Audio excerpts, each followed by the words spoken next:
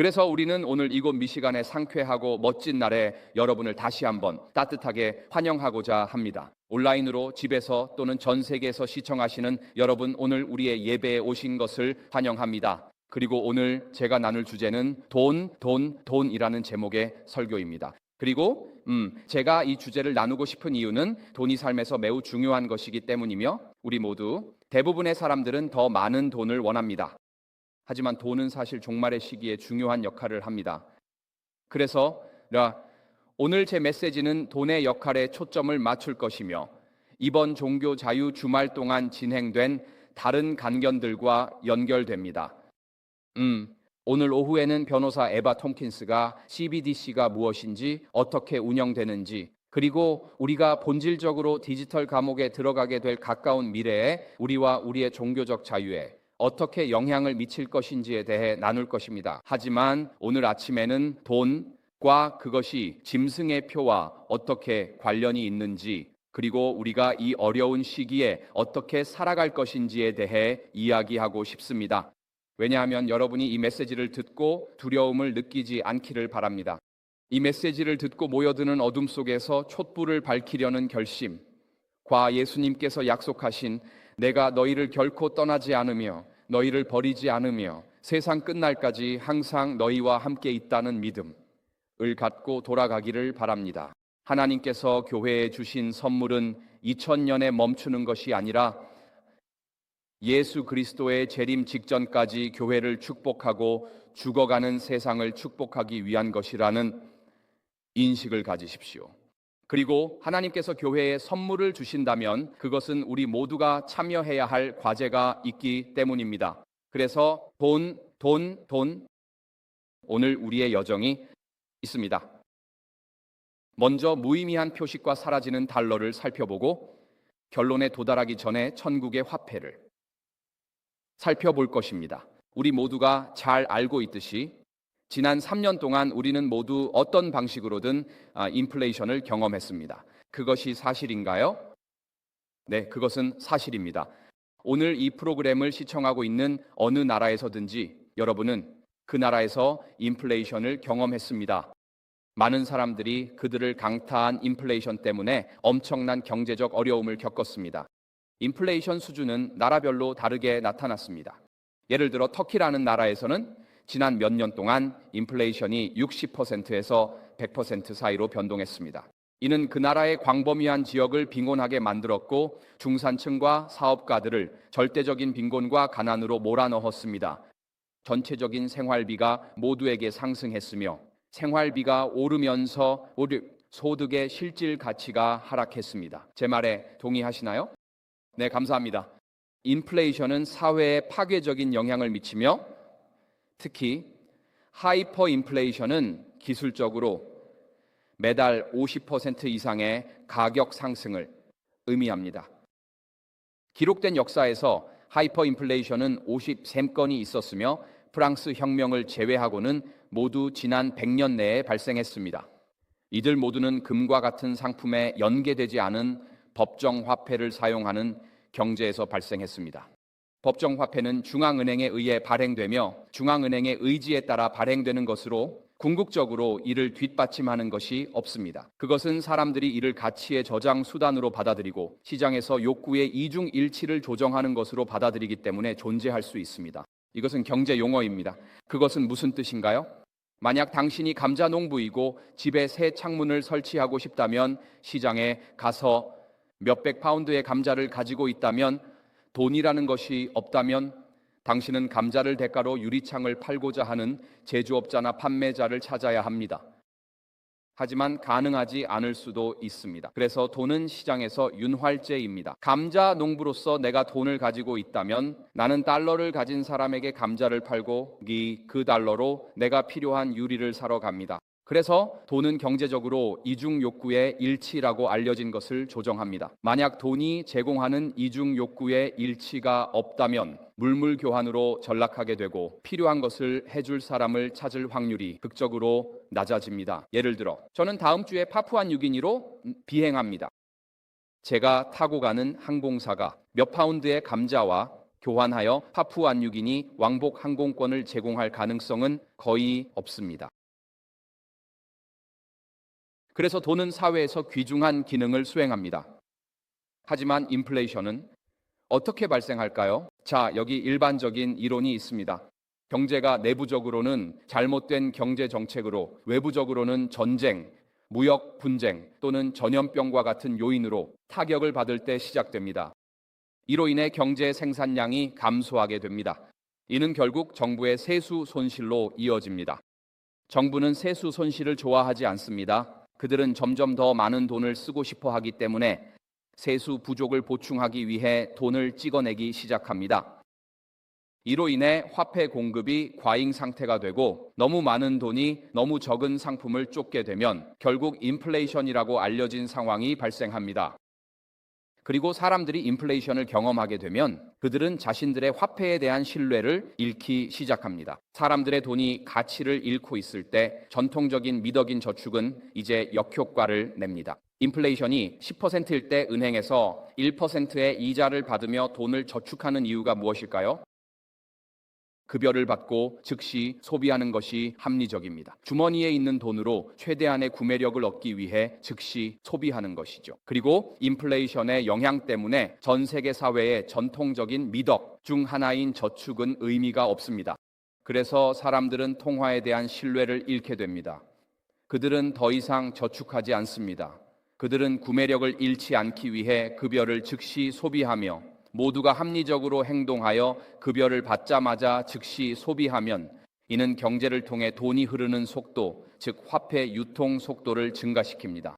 그래서 내가 월초에 급여를 받고 그 돈을 월초에 모두 소비하고 다른 사람들도 월초에 돈을 소비한다면 이는 단기적으로 인플레이션에 어떤 영향을 미칠까요? 이는 인플레이션을 더욱 높입니다. 왜냐하면 동시에 돈을 소비하기 때문이며 이는 예언이 됩니다. 이해하고 계신가요? 인플레이션이 있다고 믿을 때 합리적인 행동은 저축이 아니라 즉시 소비하는 것입니다. 그리고 모두가 즉시 소비하기 시작하면 이는 가격을 올리게 되고 이는 더 많은 인플레이션을 의미합니다. 그래서 다음 급여를 받으면 다시 즉시 소비하게 됩니다. 이것은 자기 충족적 예언이 되어 통화는 정기적으로 가치를 잃기 시작합니다. 하지만 우리는 인플레이션의 증상에 집중하면서 모두가 가격 상승과 휘발유 비용에 대해 불평합니다. 지난 3보 4년 동안 미국에서 임대주택에 살고 있다면 임대료가 급등하는 것을 보셨을 것입니다. 임대료가 치솟았습니다. 임대료와 식비 중 하나를 선택해야 합니다. 임대료가 많이 올랐습니다. 인플레이션이 오면 그렇습니다. 우리는 가격 상승을 겪게 됩니다. 네, 생활비가 증가하고 있습니다만 인플레이션의 원인은 가격 상승이 아닙니다. 그것은 증상입니다. 원인은 통화의 가치 하락과 저하입니다. 그것이 문제입니다. 한 저자가 이렇게 표현했습니다. 국가를 파괴하고 싶다면 먼저 그 나라의 통화를 부패시켜야 합니다. 따라서 건전한 통화는 사회 방어의 첫 번째 요새가 되어야 합니다. 인플레이션의 문제는 단지 가격이 오르는 것만이 아닙니다. 통화가 평가절하되고 있다는 사실입니다. 통화가 평가절하되면 당신도 인간으로서 평가절하되는 것입니다. 왜 그렇게 말할까요? 가정적으로 2019년에 월 $1,000를 벌어서 생활에 필요한 물품을 구매할 수 있었다면 이제 2024년에는 같은 물품을 얻기 위해 월 $1,200를 벌어야 합니다. 이는 4년 전과 같은 결과와 성과를 얻기 위해 20% 더 열심히 일해야 하거나 생활 수준이 20% 감소하는 것을 받아들여야 한다는 것을 의미합니다.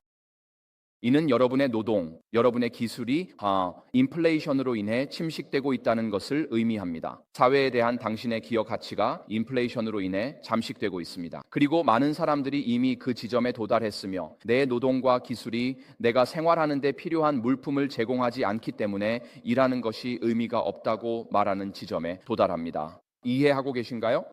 그래서 당신의 기술, 자격, 식탁에 음식을 올리고 지붕 아래에서 살 수 있는 능력이 모두 인플레이션으로 인해 잠식되고 있으며 사회에 대한 당신의 기여, 즉 당신의 가치도 잠식되고 있습니다. 단순히 가격이 오르는 것만이 아니라 당신 개인의 가치, 즉 당신이 공동체에 기여하는 측면에서의 가치가 잠식되고 있는 것입니다. 그리고 그 결과로 사람들은 점점 더 일하는 것이 가치가 없다. 내가 버는 임금으로는 내가 가진 청구서를 감당할 수 없다. 다른 일을 해야 한다. 예를 들어 범죄 증가와 같은 것을 말하게 됩니다. 인플레이션은 단순히 가격 상승이 아닙니다. 만약 통제되지 않으면 그것은 어떤 사회도 파괴할 것입니다. 그리고 체계적이고 해결되지 않은 인플레이션의 트라우마는 그 나라를 경제적 권위주의와 양심의 자유가 부정되는 거짓 숭배에 대비시킵니다. 오늘 아침에 이에 대한 주요 예를 살펴볼 것입니다. 이는 오늘날 미국에서 일어나고 있는 일과 유사한 점이 있으며 제1차 세계대전이 끝난 후부터 1923년까지 독일의 바이마르 공화국과 독일 마르크의 붕괴에 대해 이야기할 것입니다. 1914년에 제1차 세계대전이 발발했습니다. 영국과 독일 모두 빠른 승리를 기대했습니다. 1914년에는 모두가 크리스마스까지는 집에 돌아올 것이다 라고 노래했지만 현대전쟁과 참호전의 현실이 닥쳤고 1916년까지 영국과 독일 경제는 심각한 문제에 직면하게 되었습니다. 특히 독일에서는 빠른 승리를 확보하지 못했기 때문에 독일 당국은 금마르크, 즉 금의 가치에 연동된 마르크를 포기하고 전쟁 자금을 조달하기로 결정했습니다. 이론적으로는 마르크를 독일 중앙은행에 제출하면 일정량의 금을 받을 수 있었습니다. 더 많은 무기와 탄약을 구매하기 위해 더 많은 돈이 필요했기 때문에 그들은 인쇄기를 가동하여 독일 마르크를 인쇄하기 시작하기로 결정했습니다. 그들은 전쟁 대출을 시작했습니다. 그들은 독일 국민에게 이 돈을 주고 대출하면 미국에서는 이를 전쟁 채권이라고 부릅니다. 우리가 이 채권에 대해 이자를 지급하고 몇 년 후 만기가 될 것입니다. 라고 말했습니다. 애국적인 독일 시민들이 독일 채권을 구매했으며 이는 영국에서도 마찬가지였고 미국에서도 2차 대전 중 사람들이 전쟁 채권을 구매한 것과 같았습니다. 애국적 의무였습니다. 그들은 전쟁 대출 모금, 돈을 인쇄하며 마르크의 근본 유제를 포기했습니다. 이제 제1차 세계대전이 끝날 무렵 식민지를 잃고 경제가 황폐해지고 수백만 명의 남성이 사망한 상태에서 독일은 연합국, 특히 프랑스에 막대한 전쟁 배상금을 지불해야 했습니다. 그리고 배상협정의 일환으로 독일은 프랑스에 석탄과 철을 보내야 했습니다. 이로 인해 독일 가정에서는 겨울 동안 집을 따뜻하게 할 석탄이 충분하지 않았고 추운 겨울 동안 독일 전역의 사람들이 집에서 얼어붙고 있었습니다. 그리고 이 무료 석탄과 철이 프랑스로 들어가면서 의도치 않은 결과로 프랑스의 광산과 철공소가 모두 문을 닫기 시작했습니다. 독일에서 오는 무료 철과 석탄과 경쟁할 수 없었기 때문입니다. 그래서 이러한 전쟁 배상금은 모두에게 역효과를 일으켰고 그들이 뿌린 쓰라린 씨앗은 결국 20년 후에 쓰라린 수확으로 이어졌습니다. 1918년 독일에서는 물가가 상승하고 있었고 수백만 명이 빈곤 속에서 살고 있었습니다. 그래서 사람들은 인플레이션 상황에서 무엇을 했을까요? 그들이 처음으로 한 일 중 하나는 주식시장에서 도박과 투기를 시작한 것이었습니다. 그렇게 하면 빠르게 이익을 얻을 수 있었기 때문입니다. 또 다른 방법으로는 외화를 사고 파는 것이었습니다. 왜냐하면 독일 마르크보다 달러, 파운드 또는 스웨덴 크로나를 보유하는 것이 더 나았기 때문입니다. 이러한 외화는 가치를 유지했기 때문입니다. 그래서 시민들은 가능한 한 빨리 마르크를 팔고 외화로 바꾸어 구매력을 유지하고 빠르게 가치가 하락하는 독일 마르크를 보유하지 않으려 했습니다. 개별 시민들은 합리적인 결정을 내리고 있었지만 그 과정에서 국가적 재앙을 악화시키고 있었습니다. 독일 기업들은 해외에 대규모 외화 계좌를 보유하고 있었고 그들은 마르크를 실제 가치를 지닌 것들, 즉 토지, 산업 장비, 예술품, 피아노, 보석, 귀금속으로 바꾸었습니다. 그리고 독일 거리에서는 무슨 일이 일어났을까요? 역사를 알고 있다면 독일 정부가 공산주의자들의 정권 장악을 두려워했다는 것을 알 것입니다. 경제가 붕괴할 때 극우와 극좌의 정치 정당들이 부상합니다. 우익 민족주의 민병대, 때때로 프라이코어프 또는 자유군단으로 알려진 단체와 스파르타쿠스단과 같은 공산주의 단체 간에 매일 거리 전투가 있었습니다. 사회적 불안이 있었습니다. 사람들이 상점을 약탈하고 있었습니다. 비엔나 시는 식량을 절실히 필요로 하는 3만 명의 군중에 의해 약탈당했습니다. 사람들은 가치 있는 것과 먹을 수 있는 것을 얻기 위해 필사적이었습니다. 정부는 경제를 유지하고 시민들을 고용 상태로 유지하기 위해 돈을 찍어내기 시작했습니다. 아무도 마르크 공급의 대규모 증가와 그로 인한 물가 상승 사이의 근본적인 연관성을 인식하지 못했습니다. 정부가 가격 상승과 노조의 임금 요구를 충족시키기 위해 더 많은 돈을 찍어내면서 화폐 공급의 증가는 더 많은 인플레이션을 초래했고, 이는 더 높은 임금 요구를 의미했으며 이는 더 많은 돈을 찍어내야 했습니다. 쓰라린 악순환이었다. 1920년까지 독일의 작은 급여는 2배에서 4배로 증가했지만 1819-18년부터 1920년까지 생활비는 10배 이상 상승했습니다. 1920년 8월 독일이 연합국에 대한 배상금을 지불할 수 없을 것이 분명해지면서 마르크는 국제 거래소에서 붕괴하기 시작했습니다. 그리고 통화가 붕괴할 때 모든 사람이 같은 방식으로 영향을 받는 것은 아닙니다. 우리는 팬데믹 동안 정부가 봉쇄를 시행할 때 어떤 사람들에게는 전혀 나쁘지 않고 어떤 사람들에게는 치명적이라는 것을 보았습니다. 제 말에 동의하시나요? 우리 가족에게 봉쇄가 왔을 때 우리는 시골에 살고 있었기 때문에 매일 5마일을 걸을 수 있었고, 시골에서 걸을 수 있었기 때문에 집에서 봉쇄되는 것이 꽤 행복했습니다. 하지만 맨해튼이나 뉴욕의 아파트에 살고 있었다면 봉쇄는 매우 다른 경험이었을 것입니다. 그래서 정부가 돈이 붕괴될 때 사회의 다른 부문은 잘 되고 다른 부문은 빈곤해집니다. 예를 들어 1918년부터 1923년까지 독일에서 화폐가 붕괴되었을 때 사람들은 일상 생존에 너무 걱정이 많아서 법적 문제에 돈을 쓰지 않았고, 그래서 변호사들은 대부분 사업을 접었습니다. 화폐가 붕괴되었을 때 사람들은 더 고급 수술을 받을 여유가 없었고, 그래서 그냥 죽음을 받아들였으며 의료 직종에서 많은 실업이 발생했습니다. 경제가 붕괴하기 시작했을 때 공무원들이 정부로부터 받는 급여가 무가치했기 때문에 그들이 해야 할 일을 하기 위해 만나는 모든 사람에게 돈을 요구하면서 공공부문에서 부패가 만연했습니다. 공공부문에서 부패가 만연하게 되었습니다. 경제가 붕괴했을 때 노조는 매우 강력해졌고, 화이트 자매는 말세의 노조의 힘에 대해 우리에게 말해줍니다. 노조는 강력해졌습니다. 왜냐하면 노동자들이 모였을 때 그들은 고용주와 함께 인플레이션을 극복할 수 있는 임금 인상을 협상할 수 있었기 때문입니다. 그리고 그들이 합의한 것은 급여가 월 단위에서 격주 단위로 변경되었고 1923년까지는 주 단위로 지급되었으며 경우에 따라서는 일 단위로 지급되었다는 것입니다. 왜냐하면 만약 당신의 월급이 예를 들어 한 달에 500마르크였고 월 초에 지급받았다면 그것을 몇 가지 상품으로 교환할 수 있었기 때문입니다. 하지만 월말에 급여를 받는다면 그 500마르크는 아무것도 살 수 없었습니다. 그래서 사람들은 그들의 소득이 실제 구매력이 인플레이션으로 인해 잠식되기 전에 소득에서 가치를 얻기 위해 점점 더 짧은 급여 주기로 지급받기를 원했습니다. 상점들은 상품을 현금으로 바꾸려는 절박한 쇼핑객들로 넘쳐났습니다. 1920년부터 1923년까지 독일에서는 구매 열풍이 있었습니다. 돈이 있으면 가서 썼습니다. 그리고 독일 전역의 도시에서는 당국이 매일 오후 2시에 상점을 닫았습니다. 안 그러면 상점에 물건이 매진되어 다음 날을 위한 물건이 없었기 때문입니다. 구매 열풍이 있었고 사람들이 구매 열풍과 물질적 획득의 열풍, 그리고 금융시장에서의 금융투기의 열풍을 보았기 때문에 사람들은 경제가 호황이라고 생각했습니다. 아니요, 이것은 죽어가는 경제의 마지막 발악입니다. 지방 당국은 상점들이 완전히 매진되는 것을 막기 위해 문을 닫았고 가격은 급격히 올랐습니다. 도시 전설 중에는 카페에 가서 5,000마르크의 커피 한 잔을 주문하고 30분 후에 커피값을 지불할 때는 8,000마르크가 되었다는 이야기가 있습니다. 이처럼 가격이 분 단위로 빠르게 상승했고 사람들은 그 속도를 따라잡을 수 없었습니다. 경제 붕괴로 인해 세금 제도도 붕괴되었습니다. 보세요. 만약 주급으로 급여를 받았다면 주로 사회의 하위 계층이었는데 그들은 주 단위로 세금을 내야 했습니다. 따라서 그들이 낸 세금에는 어느 정도 가치가 있었습니다. 하지만 연 단위로 세금을 낸다면 회계 연도 말에 12개월 전의 일에 대해 세금을 내는 것이었고 그 세금의 경제적 가치는 이제 무의미해졌습니다.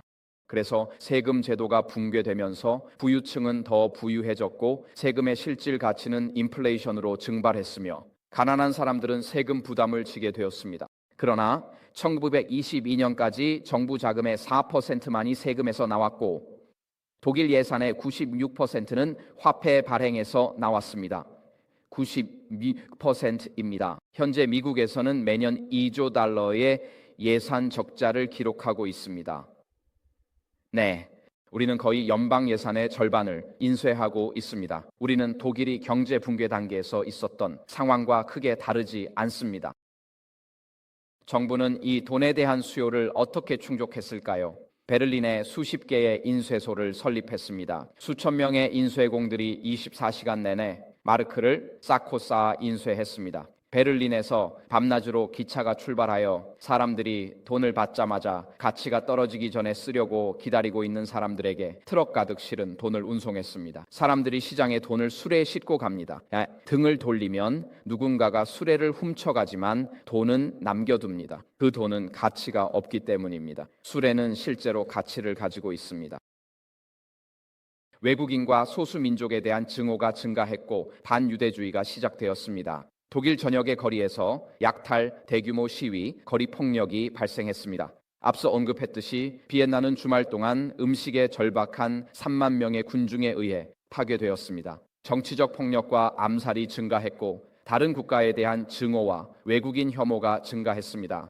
이에 대응하여 농부들은 더 이상 도시로 음식을 팔지 않기로 결정했습니다. 오늘 아침 하인즈 목사의 설교에서 들었듯이 위기 상황에서는 직접 음식을 재배하는 것이 중요합니다. 역사적으로 반복해서 권위주의 정부에 의해 음식이 무기로 사용됩니다. 정부는 정부를 지지하는 사람들에게 배급을 주고 지지하지 않는 사람들에게는 배급을 주지 않습니다. 영양실조와 만성적인 기아가 널리 퍼졌습니다. 사람들은 귀중품, 보석, 피아노, 예술품, 도구, 옷을 팔았습니다. 그들은 감자 한 자루를 위해 몸까지 팔았습니다. 삶은 매일 음식을 구하기 위한 투쟁이 되었고 모든 가족 자산, 개인의 도덕성, 시민의 기준이 일일 식사를 위한 투쟁에서 희생되었습니다. 베를린에 영국 외교관이 있었는데 그의 이름은 조셉 에디슨 박사였습니다. 그는 런던으로 편지를 썼고 이렇게 말했습니다. 그는 이렇게 말했습니다. 정부가 국내외 의무를 이행하기 위해 매일 새로운 지폐를 발행하는 것은 필연적으로 마르크의 구매력을 감소시키고 이는 새로운 요구를 초래하며 그 결과로 추가적인 하락을 가져오고 이러한 과정이 무한히 계속됩니다. 인용 끝. 그래서 이 영국 외교관은 돈을 인쇄할수록 돈의 가치가 더 떨어진다는 것을 이해했습니다. 그리고 돈 가치가 떨어질수록 더 인쇄해야 하며 사회가 붕괴하게 됩니다. 아무도 알지 못하거나 신경 쓰지 않았습니다. 거리의 많은 사람들에게는 달러의 가치가 상승하고 식품 가격이 상승하는 것처럼 보였지만 사람들은 근본적인 문제가 마르크의 본질적 가치, 붕괴라는 것을 깨닫지 못하는 것 같았습니다. 마르크가 어떻게 하락했는지 보여드리자면 1914년 1월 제1차 세계 대전이 발발하기 전에는 1파운드의 투십 마르크였습니다. 제2차 세계 대전이 끝난 1920년 8월에는 1파운드의 310마르크가 되었습니다. 1921년 11월에는 1파운드의 1040마르크가 되었고 하이퍼 인플레이션이 시작. 1922년 4월에는 1파운드의 2200마르크가 되었습니다. 1922년 8월에는 1파운드에 9,000마르크가 되었습니다. 1922년 크리스마스에는 1파운드에 35,000마르크가 되었습니다. 독일 정부는 양면의 돈을 인쇄하는 것을 중단했습니다. 시간과 노력 소요로 그 종이의 한쪽 면에만 1923년 7월 7일 1파운드당 8,000마르크였다. 1923년 7월에는 1파운드에 160만 마르크가 되었습니다. 1923년 7월 31일에는 1파운드에 500만 마르크가 되었습니다. 그리고 1923년 11월에는 1파운드에 18, 뒤에 3개, 6개, 9개, 12개의 0이 붙은 마르크가 되었습니다. 여기 있는 것이 그 마르크 중 하나입니다. 이것은 5천만 마르크의 가치가 있습니다. 그게 바로 그것이었습니다. 이것은 잠시만요. 1923년 11월에 인쇄되었습니다. 위기가 절정에 달했을 때 이것은 5천만 마르크였고 제1차 세계 대전이 시작될 때는 1파운드의 스몬 마르크였습니다. 노동자로서 가족과 함께 스몬 마르크로 일주일을 살 수 있었습니다. 하지만 1923년 말까지 사람들은 지폐 뭉치를 들고 다녔습니다. 이 지폐들은 가치가 없었고 정부는 양면을 인쇄할 시간이 없어서 한쪽 면에만 인쇄되었습니다. 종이의 가치가 지폐의 표시보다 더 높았습니다. 그래서 화폐가 붕괴되었습니다. 그렇다면 사회적으로는 어떤 일이 일어났을까요? 정부는 이 문제를 어떻게 해결했을까요? 1923년에 새 국가화폐위원을 임명, 샤흐트가 렌텐마르크라는 새로운 마르크를 도입했습니다. 이는 1골드마르크 또는 100만 올드마르크와 동등한 가치였습니다. 이는 독일의 집단적인 토지와 재산으로 뒷받침된다고 했고, 이는 신뢰를 얻기 위한 속임수였으나 사라져가는 마르크에 절실한 사람들은 전국에서 렌텐마르크를 채택했고, 인플레이션이 떨어지면서 경제가 개선되기 시작했죠. 하지만 독일 사회는 이 초인플레이션의 충격으로 인해 회복할 수 없을 정도로 손상되었습니다. 국가의 통화가 붕괴되었을 때 고정 수입을 가진 사람들은 빈곤에 빠졌습니다. 그 영향을 나열하겠습니다. 고정 수입자들은 빈곤에 처했습니다. 국가의 거의 모든 사람들의 저축이 사라졌습니다. 만약 1915년이나 1918년에 은퇴하고 저축으로 10년, 20년의 은퇴 생활을 기대했다면 큰 충격을 받았을 것입니다. 당신의 돈은 이제 가치가 없어졌습니다. 오늘날 미국에서도 은퇴하면서 자신이 평생 일해서 모은 저축의 가치가 눈앞에서 사라지고 있음을 발견하는 사람들이 있습니다. 이는 큰 비극입니다. 중산층이 파괴되었습니다. 금융투기가 만연했습니다. 시민적 책임감이 붕괴되었습니다. 개인적 도덕성과 국가적 사기가 붕괴되었습니다. 노조는 강력해져서 인플레이션을 억제하는 협상을 했습니다. 공공기관에 대한 신뢰가 붕괴되었습니다. 사회적 분열과 정치적 양극화가 있었습니다. 중심이 붕괴되었고 사람들은 극우파, 극좌패에 투표하기 시작했습니다. 그들이 명확한 해결책을 제시하는 것처럼 보였기 때문입니다. 거리에서는 폭력 사태가 발생했습니다. 상점 약탈이 처벌받지 않았습니다. 경찰은 경범죄를 눈감아 주었습니다. 모든 시민은 단지 하루 먹을 음식을 찾기 위해 매일 투쟁했습니다. 반유대주의와 외국인에 대한 적대감이 증가했습니다. 영양실조와 기아가 전국에 퍼졌습니다. 이것은 단지 신체적인 영양실조만이 아니었습니다. 전국적으로 영적인 기아가 퍼졌고 극단주의 정당에 대한 지지가 전반적으로 증가했습니다. 이 모든 것의 최종 결과는 1933년에 아돌프 히틀러가 권력을 잡았다는 것입니다. 그는 독일을 회복시키겠다고 약속했으며 독일을 다시 위대하게 만들겠다고 말할 수 있습니다. 그는 경제 붕괴의 책임을 특정 집단에 돌렸습니다. 그는 제1차 세계대전에서 독일의 패배를 초래한 배신의 책임을 특정 집단에 돌렸습니다. 그리고 독일의 경제적, 정치적 문제를 해결하기 위해 정치적 전체주의와 경제적 파시즘을 도입했으며 이를 모두 묶어주는 것은 잘못된 숭배, 즉 지도자에 대한 우상이었습니다.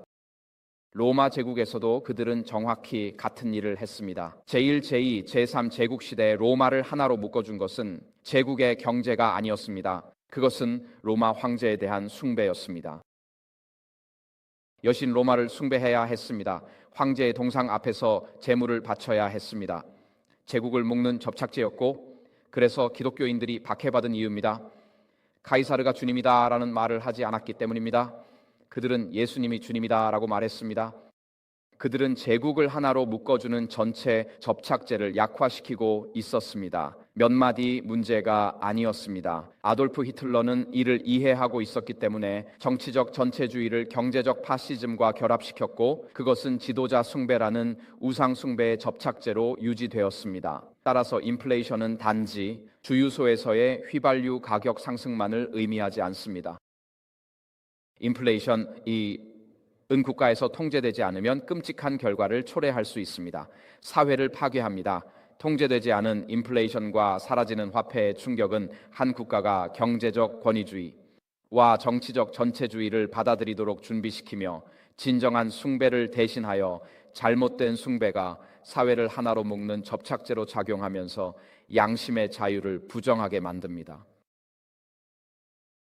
그래서 역사적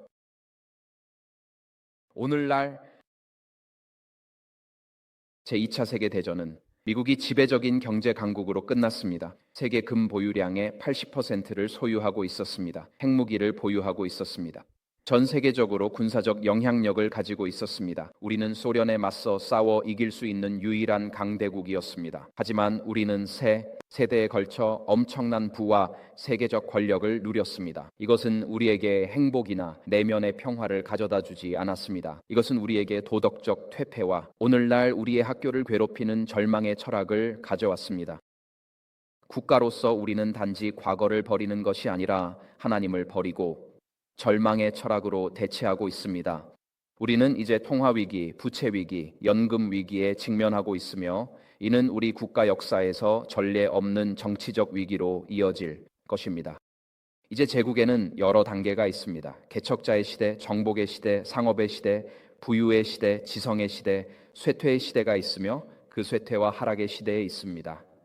현재 단계에서 창립자의 에너지, 젊음, 비전, 가치가 오래전에 사라졌습니다. 우리의 시민 제도는 우리의 눈앞에서 실패하고 있습니다. 냉소주의와 비관주의가 전국에 퍼져 있습니다. 이것들은 차례로 내부의 사회적, 정치적 쇠퇴를 가속화합니다. 절망의 부산물은 경박함과 감각적 탐닉입니다. 이것들은 비관주의의 빈번한 동반자들로 먹고 마시고 즐기라는 것입니다. 왜냐하면 내일 우리는 죽을 것이기 때문입니다. 퇴폐는 도덕적이고 영적인 질병으로 처음부터 그것을 얻지 못한 사람들이 너무 오랫동안 너무 많은 부와 권력을 가진 결과입니다. 이것은 냉소주의, 경박함, 도덕적 퇴폐, 그리고 종교의 쇠퇴를 낳습니다. 이것이 오늘날 우리 국가의 모습입니다. 이렇게 말하게 되어 유감입니다.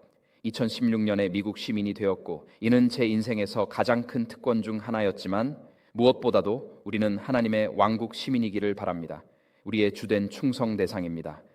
예수님이 다시 오실 때 그의 영광스러운 재림으로 인해 모든 지상의 나라는 파멸될 것입니다. 따라서 우리는 지구에 여전히 존재하는 제국보다도 다가올 영광의 왕국의 원칙과 가치를 전파하고 이를 위해 살고 지지해야 합니다. 미국의 종말 시기의 역할은 요한계시록 13장 11절에서 18절에 설명되어 있습니다. 그 구절에 익숙하실 것입니다. 우리는 공화주의와 개신교라는 두 가지 원칙에 기초하여 설립되었지만 오늘 아침에 들은 것처럼 우리의 공화국의 설립 원칙은 권리장전과 예배의 자유를 포함하여 부정될 것임을 알고 있습니다. 깊은 국가는 기능적인 민주주의를 대체할 것입니다. 거짓의 세계화된 서사는 공공장소에서 진실을 대체할 것입니다. 우리는 지난 3년 동안 그것을 보았습니다. 강압이 양심의 자유를 대체할 것입니다. 전체주의가 관용을 대체할 것입니다. 창조주가 아닌 피조물이 숭배될 것입니다. 우리는 이것을 프라이드 먼스에서 봅니다. 그리고 우리의 정치적, 사회적, 경제적 엘리트들이 점점 더 하나님을 거부함에 따라 미국은 필연적으로 사탄인 용처럼 말하게 될 것이고 사탄의 세력이 우리의 정치 체제를 지배하게 될 것이며 우리는 양심의 자유를 짓밟는 전체주의적 깊은 국가 권위주의 체제가 될 것입니다. 우리는 예언을 통해 미국이 경제적 군사적 힘을 사용하여 전 세계 경제 명령을 강요하고 교황청이 지시한 대로 잘못된 숭배를 지지할 것이며 하나님께 충실한 자들은 박해를 받고 심지어 죽음에 이르게 될 것임을 알고 있습니다. 우리는 이것을 재림교인으로서 알고 있습니다. 그러나 이것이 일어나기 위해서는 미국 달러가 사라지고 새로운 통화, 즉 디지털 달러로 대체되어야 하며 이는 연방준비제도 의장이 버튼 하나로 전 세계적으로 개인, 가족, 교단, 교회를 구매하거나 판매하는 것에서 제외할 수 있게 할 것입니다. 현재 도입되고 있는 중앙은행 디지털 화폐 CBDC와 관련된 상황입니다. 우리가 오늘 오후에 배울 것처럼 이러한 글로벌 CBDC를 위한 은행, 법률, 기술 인프라가 오늘 우리가 여기 앉아 있는 동안 구축되고 있습니다. 달러는 죽어가고 있습니다. 여기 있는 것은 연방준비제도에서 나온 차트로 금으로 측정한 미국 달러의 구매력을 보여줍니다. 1971년에 근본 위제를 벗어났습니다. 1948년부터 세계대전 브레튼우즈 협정에 속했습니다. 1971년까지 미국은 달러를 금에 연동할 여유가 없었습니다. 너무 많은 달러가 필요했고 충분한 금이 없었습니다. 그래서 우리는 근본 위제를 포기했고 금에 대한 달러의 구매력이 붕괴되었습니다. 우리는 연방준비제도에서 나온 또 다른 차트입니다. 세인트루이스에 있는 부서에서 가져온 것으로 금에 대한 1달러의 구매력을 보여줍니다. 차트에서 보시다시피 금 가격의 상승은 미국 달러의 구매력 하락과 일치하며 이는 1971년부터 시작됩니다. 72년에 태어났습니다. 그래서 제 평생 동안 달러의 가치는 극적으로 하락했습니다. 여기 또 다른 차트가 비주얼 캐피털리스트에서 나왔습니다. 이것은 연방준비제도가 설립된 시점까지 거슬러 올라갑니다. 1913년 연방준비법이 제정된 시점이라고 생각합니다. 그때 달러가 원래 위치에 있었고 그 이후로 제2차 세계대전 때 상승하고 브레튼 우즈 체제 그리고 근본 위제를 벗어난 이후로 계속 하락하고 있습니다. 이것을 보는 또 다른 방법이 여기 있습니다. 다시 말해 이것은 미국의 구매력과 유통 중인 통화입니다. 빨간 선은 유통 중인 달러의 양을 나타내며 보시다시피 화폐 공급량이 계속해서 증가하고 있으며 화폐 공급량이 증가함에 따라 달러의 가치는 계속해서 하락하고 있습니다. 그래서 만약 당신이 은퇴자이고 정부가 오늘 아침에 갑자기 2조 달러를 찍어낸다면 그것은 당신의 저축 가치가 급격히 떨어진다는 것을 의미합니다. 고정 수입을 가진 모든 사람들에게 정부가 2조 달러를 만들어낼 때마다 그것은 당신이 평생 동안 저축해온 달러의 가치를 떨어뜨려 은퇴 생활을 위한 자금이 줄어들게 합니다. 최근 연방준비제도에서 나온 차트가 있습니다. 이 모든 것은 연방준비제도 웹사이트에 있습니다.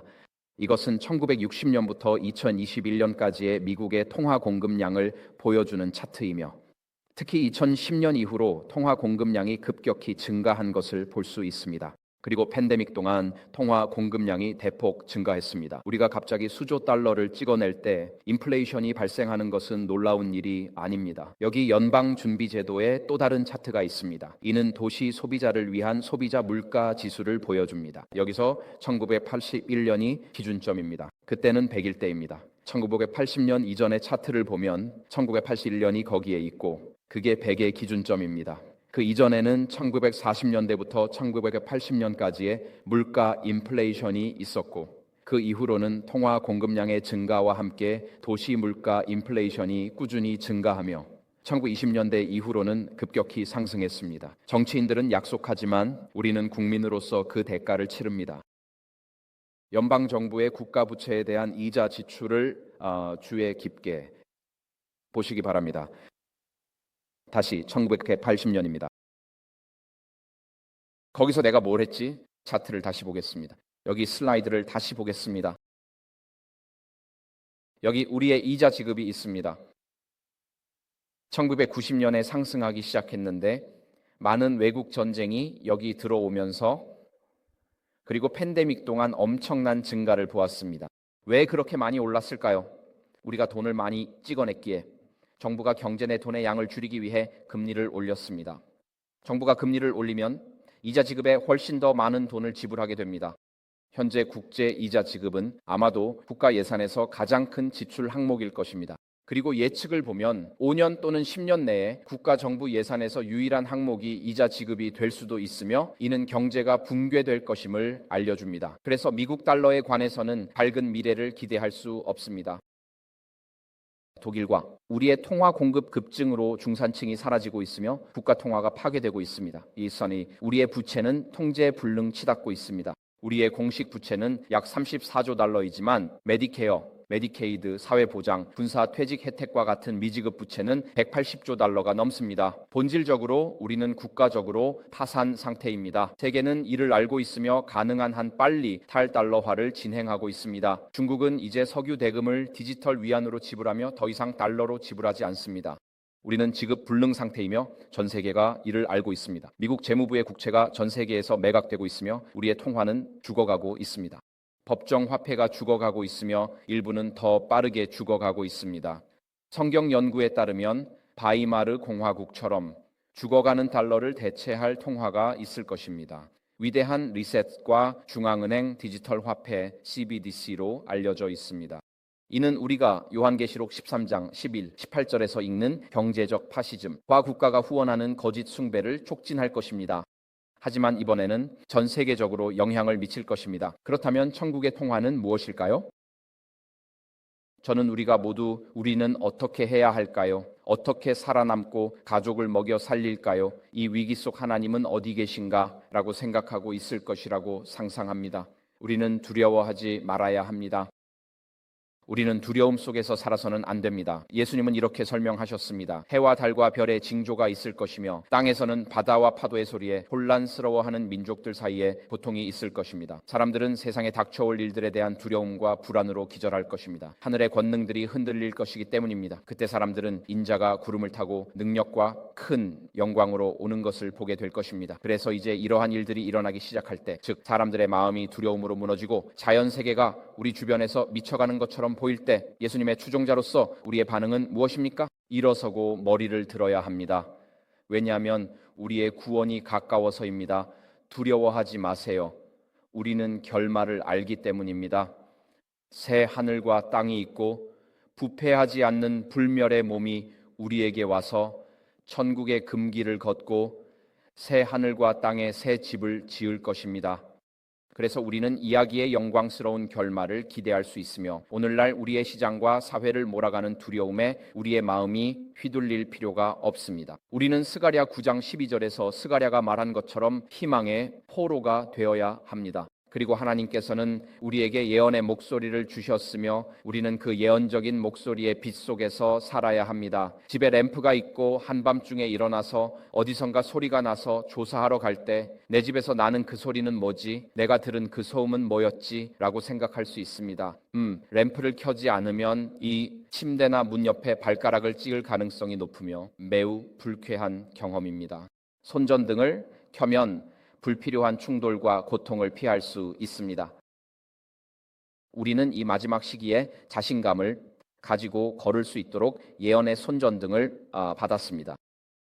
누가복음 19장에서 예수님은 예루살렘의 파괴에 대해 논의하셨고 이렇게 말씀하십니다. 그는 가까이 와서 그 도시를 보고 울며 말씀하시기를 만약 네가 라고 하셨습니다. 예루살렘입니다. 만약 오직 너만이 이날에 평화를 이루는 것들을 알아보았다면 좋았을 텐데 이제 그것들은 너의 눈에서 숨겨져 있다. 정말로 너의 적들이 너를 둘러싸고 모든 면에서 너를 포위할 날이 올 것이다. 그들은 너와 너 안에 있는 너의 자녀들을 땅에 짓밟을 것이며 너 안에 돌 하나도 다른 돌 위에 남기지 않을 것이다. 이는 네가 하나님의 방문의 때를 알아보지 못했기 때문이다.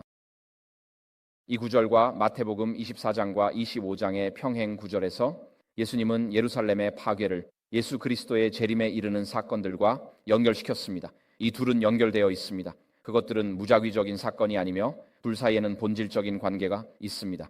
우리는 대쟁투라는 책의 25페이지에서 이에 대해 읽습니다. 여기에는 다음과 같이 기록되어 있습니다. 그리스도는 그들 앞에 제시하셨습니다. 제자들입니다. 시간의 끝이 오기 전에 일어날 주요 사건들의 개요를 제시하셨습니다. 그의 말씀은 그 당시에는 완전히 이해되지 않았지만 그의 백성이 그 안에 주어진 지침을 필요로 할 때 그 의미가 드러나게 될 것이었습니다. 그가 발언한 예언은 이중적인 의미를 가지고 있었습니다. 예루살렘의 파괴를 예고하면서 또한 마지막 큰 날의 공포를 예시했습니다. 그래서 예수님이 예루살렘의 파괴에 대해 말씀하신 것은 그의 재림 전에 일어날 일의 전조입니다. 그리고 우리는 여기서 평행성을 봅니다.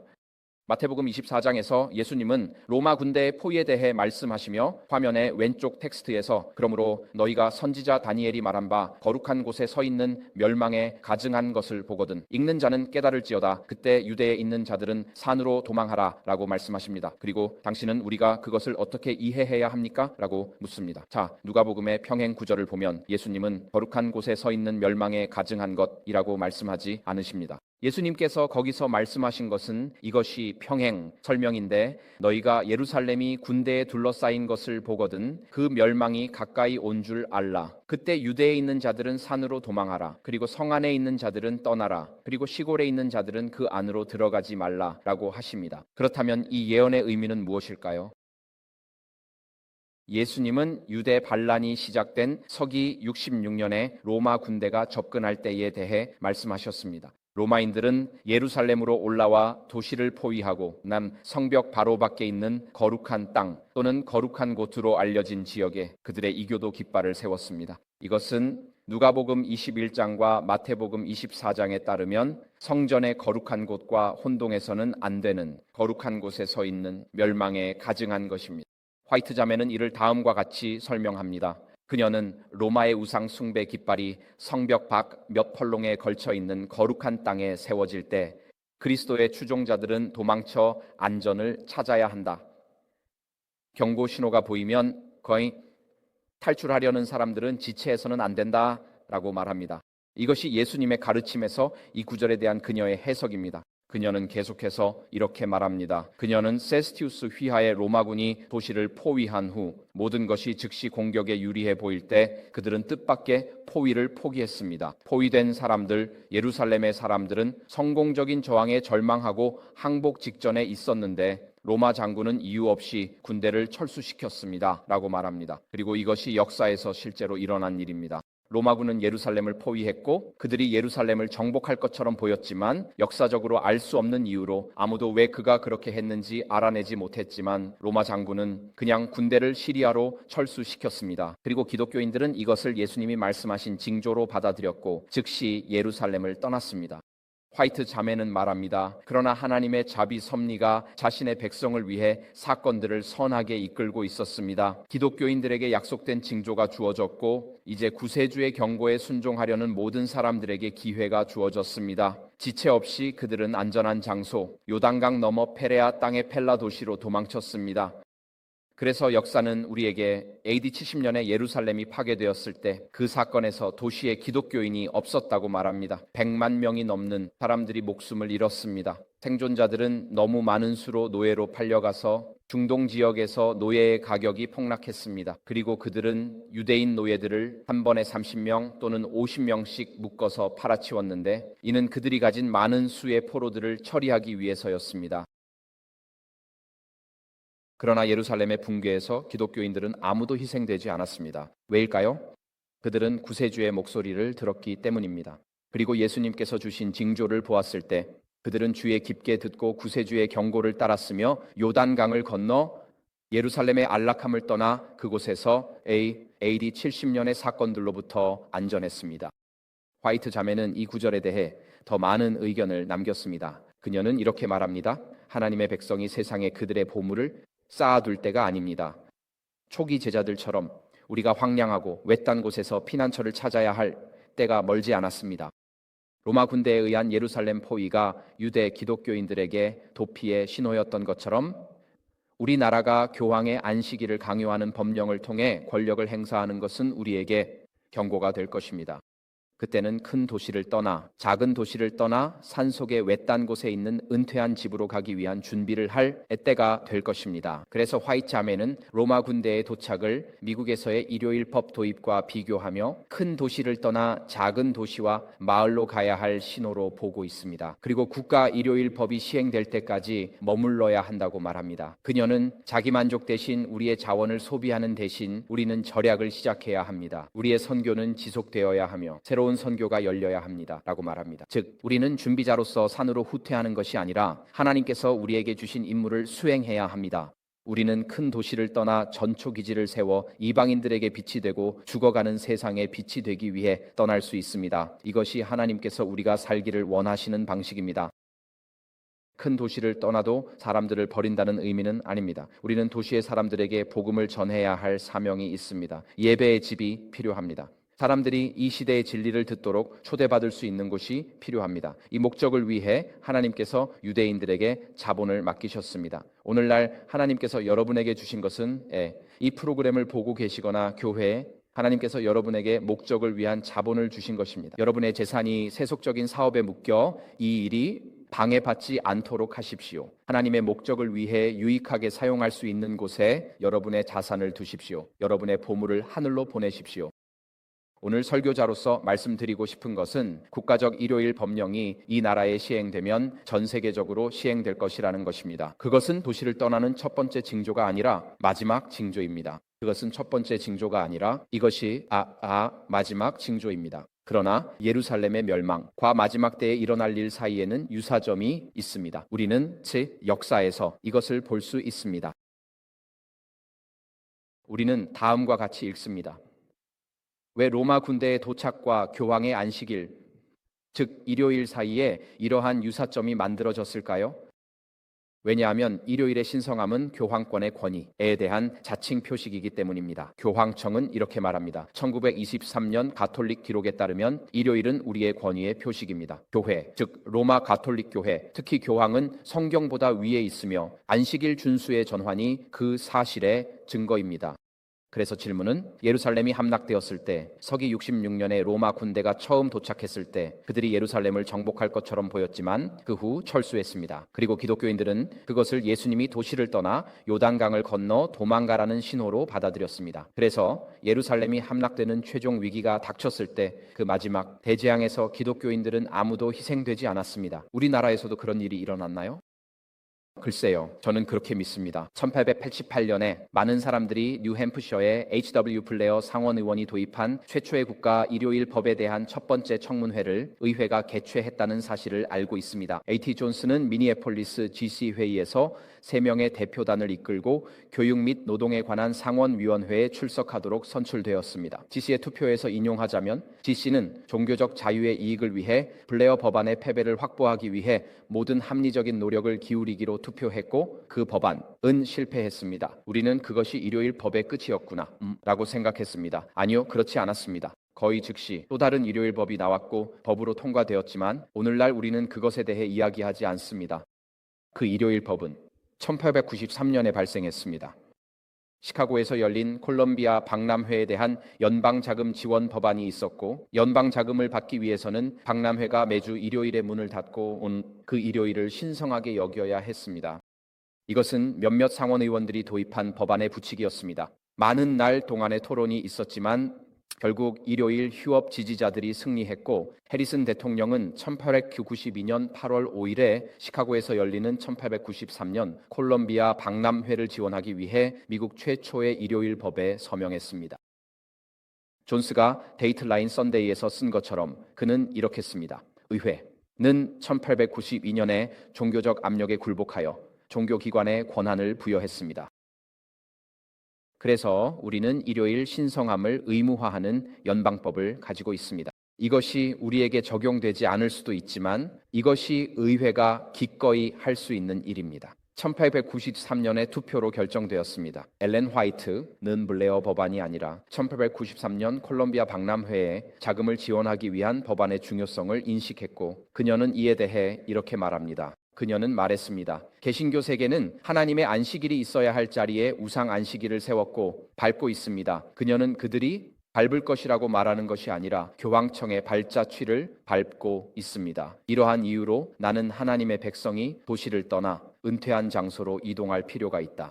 그래서 화이트 자매는 그녀의 글에서 로마 장군의 출현이 서기 66년에 기독교인들에게 로마인들이 마지막으로 돌아오기 전에 나가라는 신호였던 것처럼 1893년 미국에서의 일요일 법안 통과가 오늘날 우리에게 경고라는 것을 주장합니다. 이것이 일어날 것이며 당신은 이것을 진지하게 받아들여야 합니다. 저는 이것을 진지하게 받아들여야 합니다. 당신도 이것을 진지하게 받아들여야 합니다. 우리의 역사를 아는 것이 중요합니다. 역사가 없다면 우리는 닷없이 운명의 바람이나 거짓말에 휘둘릴 수 있으며 권력이 우리를 어디로 몰고 가든지 간에 휘둘릴 수 있습니다. 역사와 성경을 알고 예언의 영을 읽는 것이 중요합니다.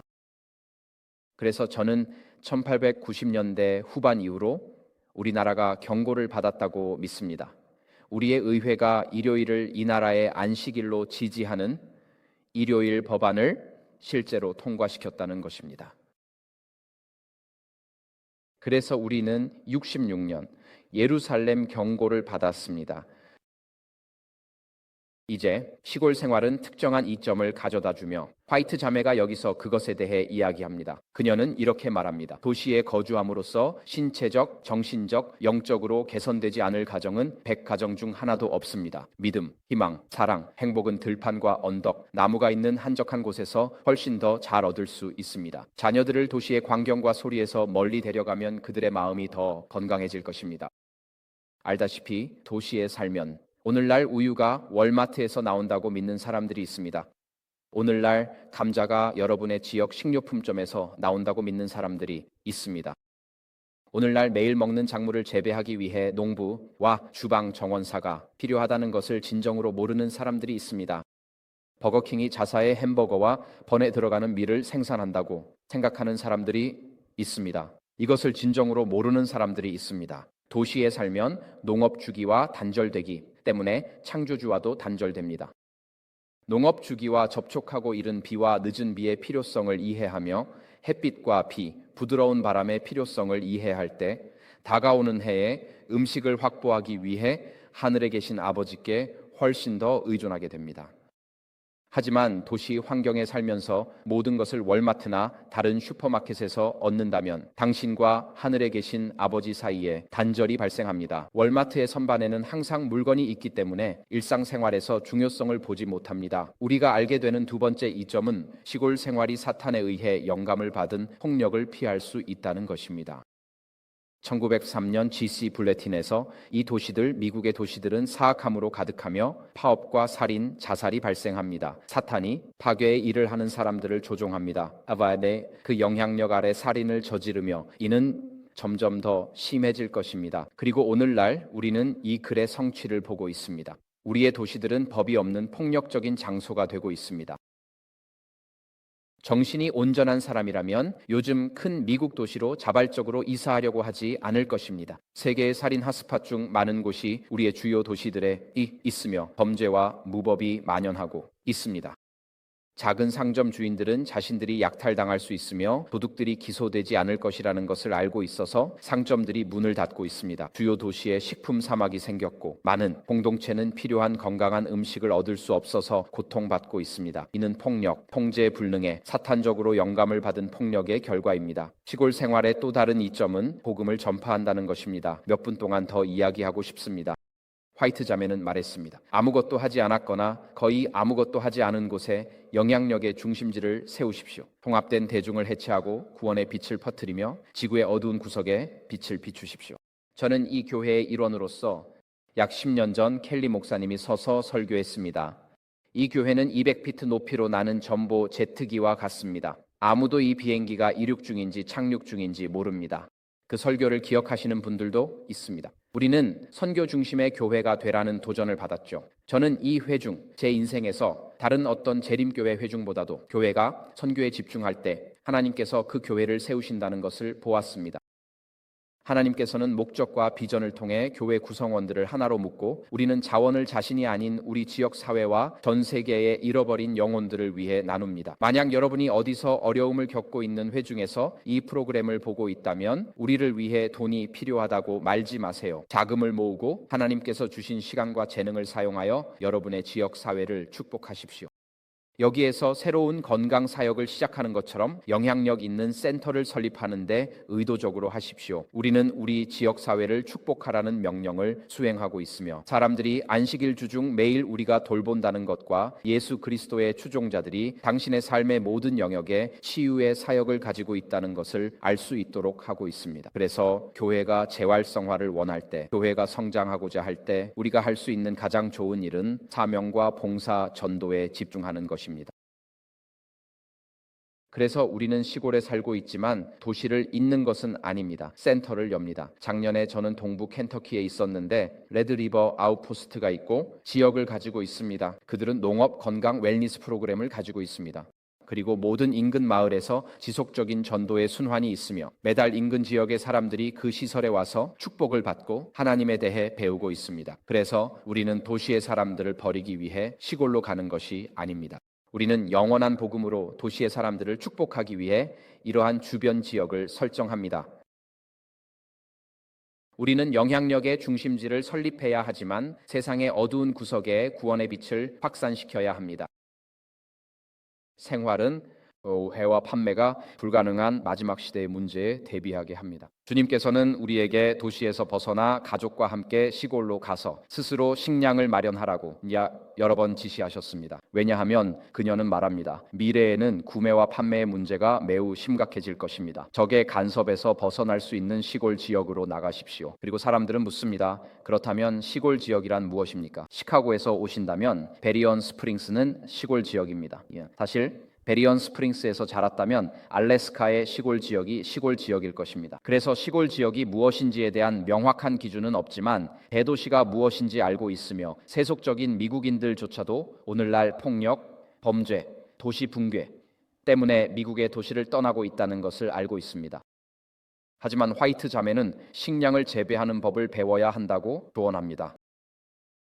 저는 교회들이 정말로 그들의 구성원들에게 주방 정원을 가꾸는 방법을 가르쳐야 한다고 믿습니다. 요제프 스탈린이 사망했을 때 소련에는 식량 부족이 있었고 대량 기아의 가능성이 있었기 때문에 크루쇼프는 그는 몇 가지 법을 통과시켰고 모든 소련 시민이 몇 제곱미터의 작은 주방 정원을 가질 수 있다고 말했습니다.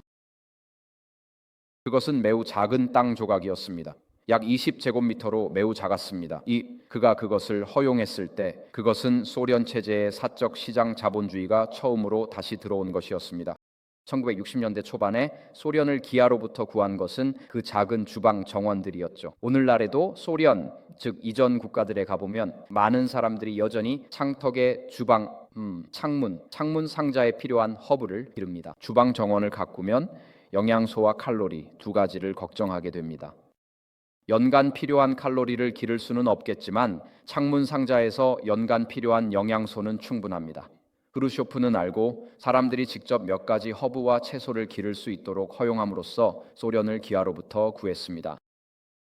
그래서 우리는 여기서 우리의 시간과 노력을 도시에서의 선교 활동과 전도에만 투자하는 것이 아니라 우리의 생필품을 스스로 제공하는 방법을 배우라는 조언을 받습니다. 이것이 우리에게 주어진 조언입니다. 이제 여러분은 스스로에게 이런 일이 절대 일어나지 않을 것 같아 라고 말할 수도 있습니다. 여기서 우리의 시간이 거의 끝나가고 있지만 오늘 여러분께 말씀드리고 싶은 것은 역사적으로 교황청은 이단자들, 즉 공식적인 서사에 반대하거나 동의하지 않는 사람들에게 구매 금지, 판매 금지 제재를 가하는데 너무나도 기꺼이 임해 왔다는 것입니다. 1130년에 1163년 투르 공의회에서 당시 교환기였던 알렉산더 3세는 알비파에 대한 이 성명을 발표했습니다. 남부 프랑스 툴루즈에 몇몇 이단자들이 있었고 이것이 공의회에서 투표한 내용입니다. 그들은 말했습니다. 그러나 그들과 즉 이 이단자들과의 상업을 하지 말라. 즉 인간의 편안함이 상실되었을 때 그들이 그들의 잘못된 길에서 돌아오도록 강요받을 수 있도록. 그래서 교황청은 이미 구매 및 판매 금지 규칙을 설치하여 사람들이 교황청의 서사에 굴복하도록 강요했습니다. 1179년에 제3차 라테란 공의회에서 같은 일이 발생했으며 거기서 특정 이단자들을 정죄했고 저주에서 이렇게 말했습니다. 그들은 특정 그룹을 정죄하면서 수호자와 은신처 제공자들을 교황의 저주, 교황의 거부 아래 두고 교회에 갈 수 없고 세례를 받을 수 없으며 매장될 수 없다고 말했습니다. 그래서 당신은 영원한 지옥불에 정죄된 것입니다. 이것은 교황청이 그들의 신학적 세계관 아래에서 하는 심각한 일이며 그들을 집이나 땅에 두거나 그들을 지원하거나 그들과 어떤 거래를 하는 것을 금지하는 저주입니다. 그래서 교황청은 이미 기록상 최소 2번 교황의 서사에 동의하지 않는 사람들에게 구매 금지, 판매 금지 제재를 발행한 적이 있습니다. 그래서 다시는 그런 일이 일어나지 않을 것이라고 생각하지 마세요. 그리고 20세기의 역사에서 가장 큰 사망 원인은 총이 아니라 정부였습니다. 그것은 사실입니다. 정부는 20세기에 수천만 명의 사람들을 죽였습니다. 가장 큰 사망 원인은 정부였으며 모든 전체주의 정부는 지지자들에게 식량 공급을 제한합니다. 그리고 지배적인 서사에 동의하지 않으면 삶의 필수품에서 차단될 것입니다. 그래서 구매하지 않으면 판매하지 않는다는 것이 강력한 이유입니다. 이것은 역사적 사실이며 자기 기만입니다. 하나님의 법을 지키는 사람들에 대한 최종 위기 괴럼입니다. 인플레이션 있어 우리가 여정을 시작한 곳으로 돌아가서 만약 통제되지 않으면 어떤 나라도 파괴할 것입니다. 제2차 세계대전 전 독일에서는 마르크의 붕괴와 새로운 통화로의 전환이 정치적 전체주의, 경제적 파시즘, 그리고 잘못된 숭배의 길을 준비했습니다. 화면 왼쪽에서 그것을 볼 수 있습니다. 마르크의 붕괴는 새로운 통화, 정치적 전체주의, 경제적 파시즘, 양심의 강요와 잘못된 숭배, 즉 지도자의 우상 숭배로 이어졌습니다. 그리고 제2차 재림 전 미국에서는 명목 화폐의 붕괴가 눈앞에서 일어나고 있으며 계시록에서 알 수 있듯이 증가하는 권위주의를 보지 못한다면 당신은 잠들어 있습니다. 우리 달러의 붕괴는 새로운 통화로 이어질 것입니다. 이는 현재 진행 중인 디지털 달러, 정치적 전체주의의 부상, 경제적 파시즘의 부상, 아무것도 소유하지 않고 행복하게 지내는 것, 그리고 양심의 강요와 잘못된 숭배로 이어질 것입니다. 이번 잘못된 숭배는 지도자가 아니라 교황과 관련될 것입니다. 다시 한번 1930년대 독일처럼 양심의 자유가 위협받을 것이며 다시 한번 하나님께 충실히 서서 끝까지 견디는 소수의 사람들이 있을 것입니다. 그러나 예수 그리스도의 좋은 소식은 끝까지 견디는 자들이 구원을 받을 것입니다. 저는 여러분이 폭풍 속에서 촛불을 밝히겠다고 하나님과 언약하기를 권장하고 싶습니다. 예수님께서 여러분에게 말씀하셨다는 것을 깨닫기 바랍니다. 이 프로그램을 어디서 보고 계시든지 간에 나는 세상 끝날까지 항상 너와 함께 있다라고요. 하나님께서 영적 은사를 주셨다는 것을 상기시키고 싶습니다. 하나님께서는 그 은사를 사용하라고 하십니다. 누가복음 19장 우리는 이 사람이 우리를 다스리게 하지 않겠다고 말하는 세상입니다. 그는 재능을 사용하기를 원하십니다. 주인이 영광과 권위로 돌아올 때 우리는 그가 우리를 다스리기를 원하지 않는다고 말하는 세상에서 당당히 서 있던 충성된 종들을 축복하실 것입니다. 하나님께서는 임무를 주셨습니다. 그 임무는 어디에 있든 지구 끝까지 복음을 전하는 것입니다. 참여할 수 있는 많은 방법이 있습니다. 만약 농업에 대해 생각하고 있다면 미시간 컨퍼런스가 운영하는 미시간 중부에 있는 그레이트 레이크스 애드벤티스트 아카데미에서는 매년 캠프 미팅 시즌에 주방 정원 가꾸기 입문 수업을 진행합니다. 그리고 알고 싶다면 쉐이디 산드윅에게 편지를 쓰세요. 이것은 성장하는 사역입니다. 최근 안식일 학교에서 그것에 대해 들었습니다. 만약 채소 정원이나 주방 정원을 가꾸는 방법을 모른다면 도와줄 사람들이 있습니다. 유튜브가 있다면 주방 정원 가꾸기에 대해 거의 다 배울 수 있습니다. 여기 우리 교회에서는 크리스 디치코가 이끄는 소워스 퍼스 팜이 이곳에서 몇 마일 떨어진 곳에 있습니다. 그는 이제 시골 부동산을 식별하는 방법과 필요한 기술, 가정 규모의 재배 101, 계절 마감 및 덮개 작물 재배를 통해 미시간 겨울과 같은 불리한 기후에서 땅을 관리하는 방법, 그리고 계절을 연장하는 방법에 대한 수업을 가르치고 있습니다. 그리고 그 수업에 참여하고 싶다면 그에게 편지를 쓸 수 있으며 그의 소셜미디어 플랫폼도 확인할 수 있습니다. 이 설교는 빌리지 처치 웹사이트에 있으며 강연도 마찬가지입니다. 다운로드하여 링크를 확인하세요. 그래서 하나님께서 우리를 홀로 두지 않으셨습니다. 전초기지를 설립하는 데 관심이 있다면 오타와에 기반을 둔 아웃포스트 센터스 인터내셔널이 도시 주변에 전도 센터를 설립하는 데 필요한 훈련과 코칭을 제공합니다. 하나님께서 나를 부르시는 것일까? 또는 선교 활동에 참여하길 원하시는 것일까? 라고 생각한다면 프로그램을 제공합니다. 그들을 확인 권장합니다. 그들은 ASI의 주요 회원입니다. 어디든 선교사로 봉사하고 싶고 하나님께서 부르신다면 이루었고 집도 갚았고 빚도 없고 자녀들도 떠났고 성숙한 영적 은사와 기술적 능력이 있으며 그리스도가 선포되지 않은 곳으로 가고 싶다고 생각한다면 AFM 온라인을 확인하거나 저에게 연락 주시면 지구의 40% 이상을 차지하는 미전도 지역에서 봉사할 수 있게 도와드리겠습니다. 그리고 예수님은 미전도 종족이 남아있지 않을 때까지 돌아오지 않으실 것입니다. 그래서 우리 모두가 할 일이 있습니다. 오늘 여러분을 격려하고 싶습니다. 절망하지 말고 머리를 드십시오. 우리의 구원이 가까워지고 있기 때문입니다. 앞으로 이야기의 끝을 압니다. 천국의 영광입니다. 싸우십시오. 하나님을 위해 행동하십시오. 오늘 밤 무릎을 꿇고 물어보세요. 아버지, 이 마지막 날들에 제가 가진 재능과 당신이 주신 능력으로 어떻게 당신을 섬기기를 원하십니까? 그리고 지금부터 예수님이 오실 때까지 당신이 하는 일은 하나님께 완전히 헌신하여 하나님과 사람을 사랑하고 복음을 전하고자 하는 개인의 삶을 통해 하나님이 무엇을 하실지 알고 싶어 하는 우주의 존재들이 영원히 연구할 것입니다. 당신의 삶과 사역은 2023년 타락한 지구에서 성화된 삶을 통해 하나님이 무엇을 하실 수 있는지를 알고 싶어하는 타락하지 않은 존재들의 토론과 분석, 흥미와 경의의 주제가 될 것입니다. 싸움에 참여하세요. 하나님은 당신을 위한 자리를 마련하셨습니다.